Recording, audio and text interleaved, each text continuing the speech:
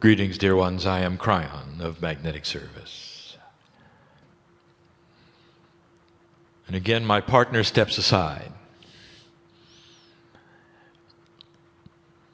In some ways, there is no isolation, as he does. And in your linearity, it would appear that he would have to go somewhere for me to come in. And it's not so. All he has to do is subdue that which is him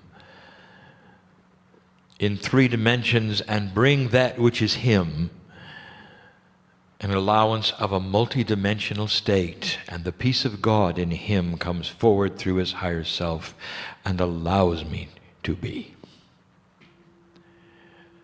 And so what you see is a meld, not a compartmentalization of God and man. And that is what we teach. 21 years ago, the potential was that the teaching would be given in this fashion at this time. The year 2010 would bring what it has brought, but it is not over.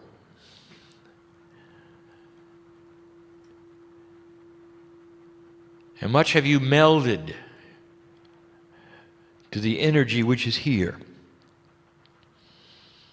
When you walk out the door, again, you will be 3D and do 3D things as you climb into your vehicles and go about your lives. How much of what this is today is going to relate to that experience? How much can you meld the teaching that would seem odd and unusual to your everyday experience? When you get up in the morning, do you greet the elements in the room? Not normally. When you go about your errands and you see those who you do not know, and you do your shopping, and some of you go to work, what is it that you could see in them that you've never seen before? Is it possible? Just a little crack in the veil would open, and the dimensionality that is being taught this weekend can visit you permanently, and you start to see them in the eyes of God. That every single one of them deserves to be here, is walking through life as you are. And that they have an akash, and some of them are old souls, and some of them are not. And it matters not. For each of them has the same DNA that you do, with just different information. And that's what I want to talk about. The family is the same.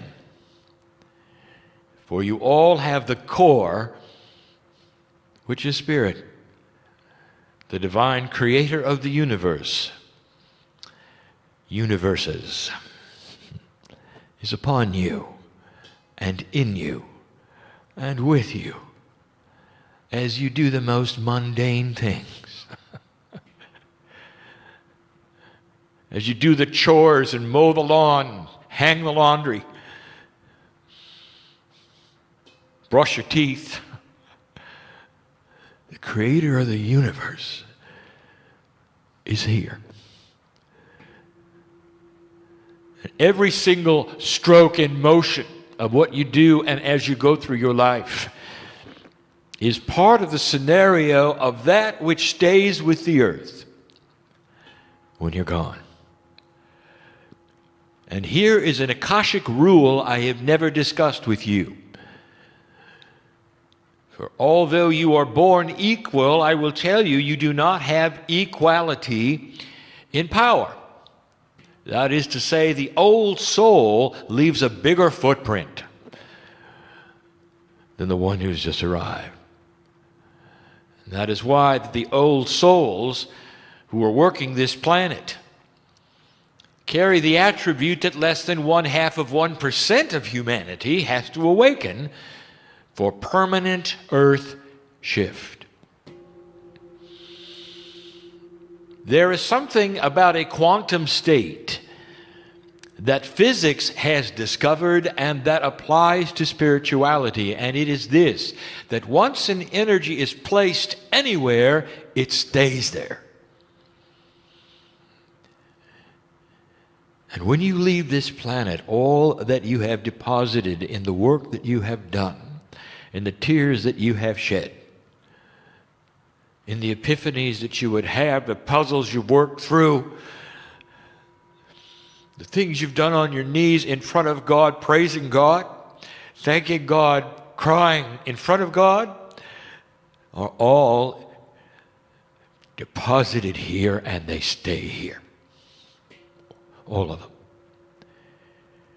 And there is no judgment, there is no right, there is no wrong. The energy of the old soul manifests that which the planet remembers and uses for the quotient of vibratory rate, which it then judges what to do next. Gaia responds to your every footstep.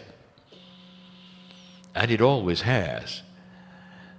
But in this new energy, it is more profound than ever before.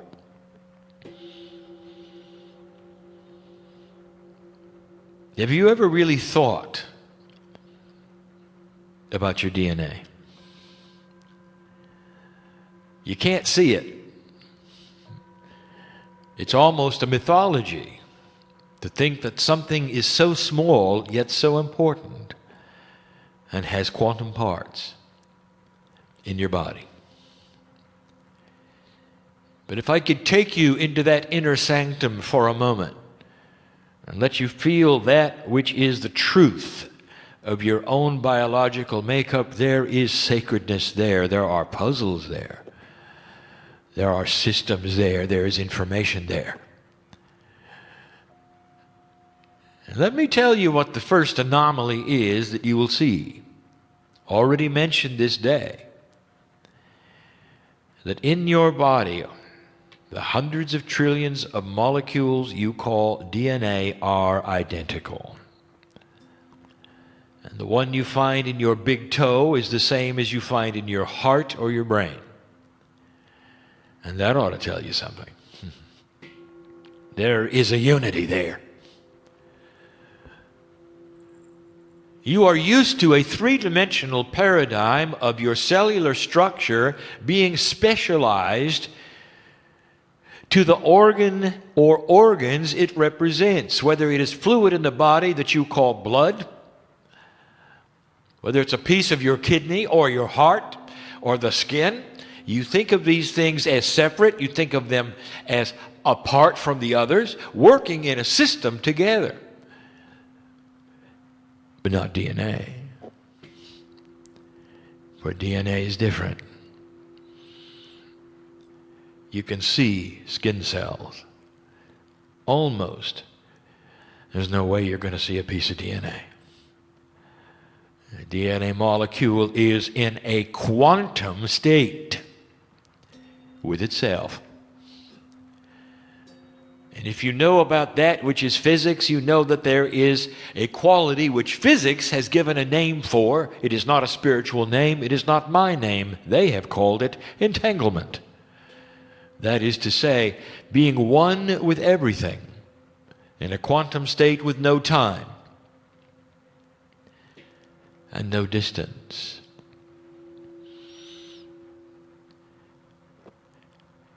If you are the size of DNA, you're mighty small. Let us say that you were part of a molecule of DNA and you wanted to take a walk from your head to your toe. It might take years. That's how far away it is in your size.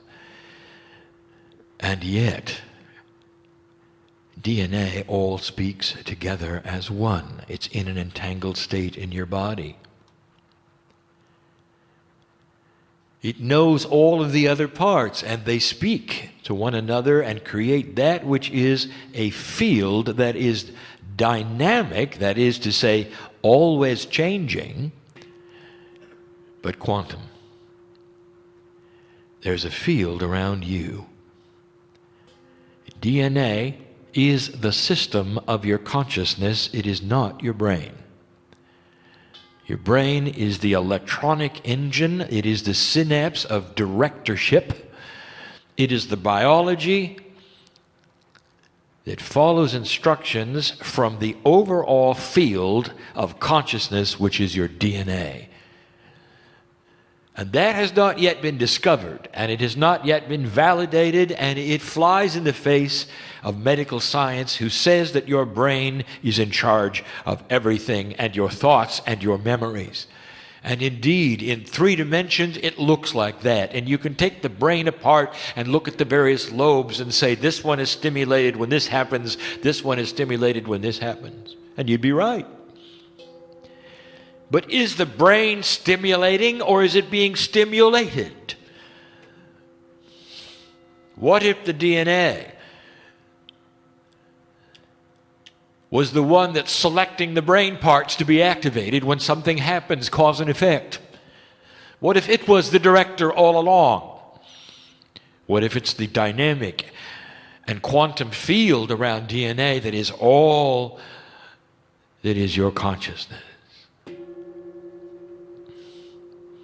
And is there evidence of that? Could there be evidence of that? It is such an unusual thing to think of. After all, when there's a brain injury, you have a cause and effect. If there's brain death, there's cause and effect. But again, you think of the brain as the top level. What if the DNA was instructing the brain to look that way? Using the brain as the engine, the parts needed. If you take a look at an engine, it's very similar. Parts are specialized and they do certain kinds of things. But they're not the brain. You are, as you sit in the driver's seat and tell it what to do. You see the difference? Is there any evidence of it? Again, we say it is everywhere. And it's not being understood, but it's there. That field around you is intelligent. It's intelligent spiritually. It is intelligent physically. It is the director of the entire human self, the brain, all your physiology, all of your memory, all of your emotions. It's all there. Information, massive amounts of it, that make you who you are. If the human being is in an accident that severs the spinal cord, according to a 3-dimensional model, a paradigm that says that all signals come from the brain and are transmitted through the nerves into that which makes things work, there is a puzzle at hand, because that human being who has their spinal cord severed still functions. Let us say it is severed at the neck. Quite often it is. Why does the heart keep beating? Haven't you been told the brain does that? Isn't the brain sends a signal down to the heart? Oh, I can prove that. You put a pacemaker in, keep it going. All these things, you're interrupting the nerves from the brain, aren't you? So the brain obviously is sending signals to the heart. Now the brain is disconnected and the heart keeps beating. Not only that, digestion continues. Even that which you would call sexual activity is possible. And the brain is disconnected. Now I ask you, how is such a thing possible? I'll give you a hint. The DNA is now sending signals through another system. Maybe there's another engine in there. Maybe there's a second brain. Maybe it's etheric. Maybe it's quantum. Your DNA is responsible for far more than you think, dear human being, and it's all there for you to look at. It's in a quantum state with itself, and it is beautiful, and it has a name. If you took DNA and a human being and you were coming from another planet, and you were to analyze the human being and you had the tools that are quantum to do so, you would stand back and you would take a deep breath, because what you would see in front of you when you analyzed a human being was a tremendous field 8 meters wide that goes around that human being, and it is filled with sacredness. And that light would be so great on those instruments that the creature who would look at you would say, what power they have. Perhaps we should leave them alone. And many do, because you're just too powerful for them. If the universe is teeming with life, as we have said, and the galaxy has life, as we have said, and it's everywhere, as we have said, then why doesn't it visit you more often? And I'll tell you, it visits you more than you think, and it takes one look and goes the other way. Because that's what an outsider sees. With an advanced technology that can see, manipulate, and work with a quantum state, where multi-dimensions are common as your 3 dimensions, and the instruments to measure are as common as those you use to measure 3-dimensional things. And I'll close with this. For this particular message is not an endurance event like last night. Again, I want to bring this up to you, that you got to see your DNA field in the writings of the ancient history, presented to you in what you call Holy Scripture.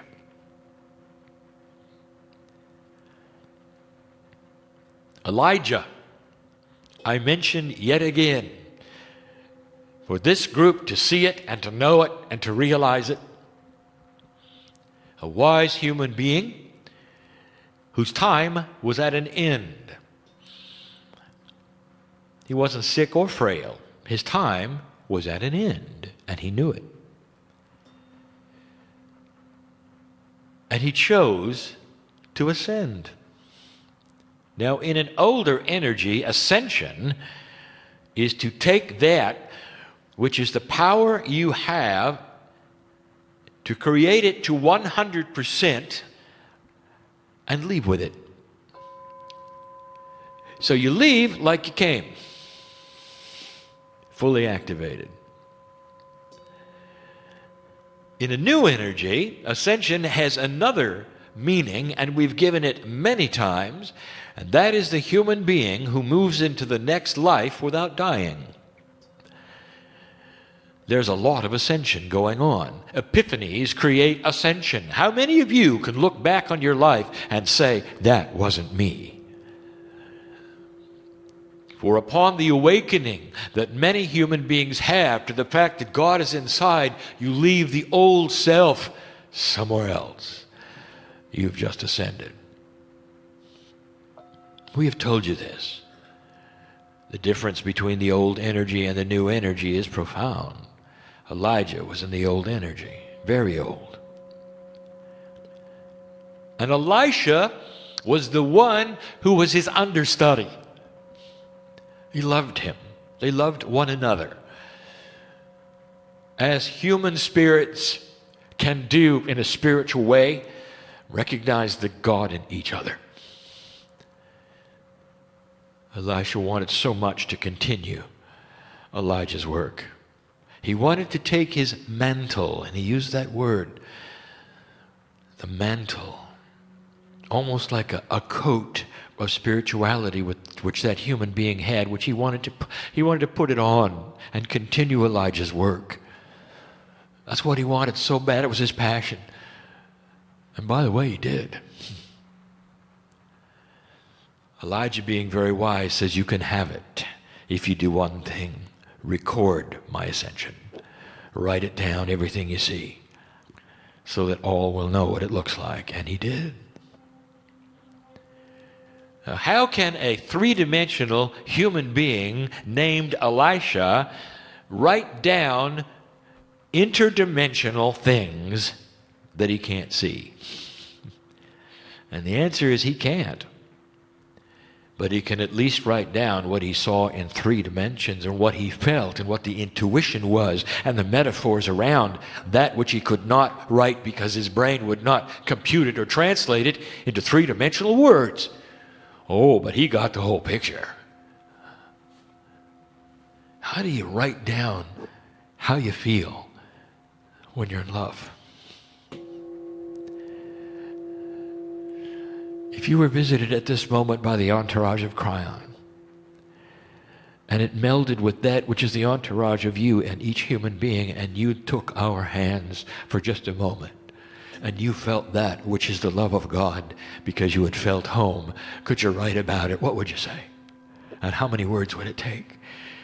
What would you say about the colors that you can feel emotionally? What would you say about the light that sings to you? And how would you put this in 3 dimensions? And Elisha couldn't, but he did his best. And so let me review with you what he said. Yet again, I give the story. You have to hear it many times to finally understand the meaning of why I would even give this to you. Because what I'm about to tell you is that Elisha saw Elijah's DNA field, fully activated, 100%. And when it got to that place, he wrote it down. Elijah walked into the field, and he turned into light. A defined ball of light, 8 meters wide, fully activated, right there in front of Elisha. And again, I say this to you. Elijah did not ride a chariot that came down from the sky. Nothing came down from the sky. Elijah turned into his own chariot, his own vehicle that he could ride to the heavens. Elisha wrote it all down. He said it almost looked like Elijah had 3 horses, beautiful, 3 energies hooked to that which he would ride, that chariot, into the sky. And all that was metaphoric. Indeed, there were 3 energies. And we have discussed metaphysically what they were. One of them was the higher self, one of them was the guide entourage, and one of them was the essence of God itself in his DNA. Equal they were. Elisha didn't say there was 1 big horse and 2 little ones, did he? Equal they were. I ought to tell you something right there. There's a message in there for you to look at.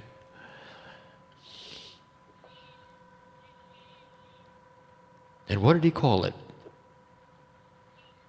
He gave it a word in Hebrew. Merkabah. Merkabah means to ride.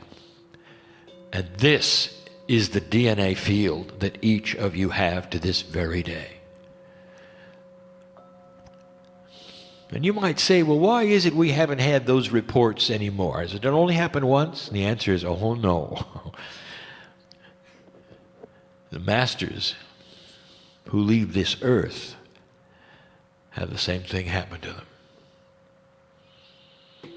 Now that's going to be confusing to those who think about that which is the Christ on the cross, because they didn't get to see that, did they? And that may tell you something about when that master actually died or didn't. And I'm not going to say any more about that. But I will say this, that when the master of love departed, he departed on his own schedule, not that of men. And he turned into a beautiful ball of light. And he left just like Elijah did. on his own terms when he wanted to, appropriately, with love. And so it is, I give you the story yet again of the power you have in your own DNA. And as you sit there in chairs, only a few inches apart, every single one of you have a field touching the other. And in this room, they combine in entangled state, and they create that which is larger than the one. And that is why, as you ally your thoughts in prayer and give intent, that you make a bigger difference than the one can, or the two can, or the three can. And that has been a premise you have been given for 1,000 years. That there is more energy in a group than there is in the one when it comes to esoteric things. And I just gave you the reason why. And so, family, what are you going to do with it? I want you to walk out this door, and I don't want you to change. I don't want you to shut the door on your heart. I want you to carry the energy to those places that are mundane when you're ironing your clothes. I want you to say, thank you, God, for my existence and for my Akash and how deep it is and how experienced it is. Thank you, God, for those that I have been in love with and had wonderful times with through the ages. Lord, has helped the planet everywhere I walked.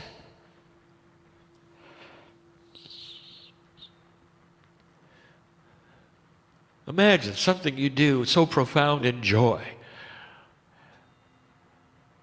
Can't you feel how it helps the planet? It does.